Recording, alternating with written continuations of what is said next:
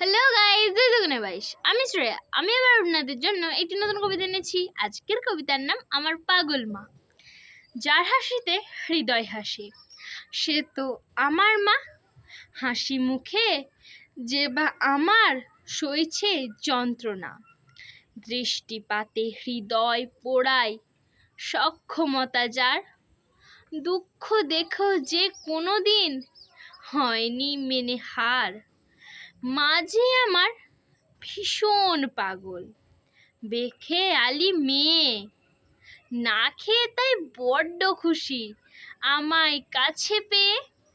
এখন পাগল মাকে আমার, কেমনে ভুলি তবু অন্তরকালে মাকে আমার। বলো রেখো প্রভু।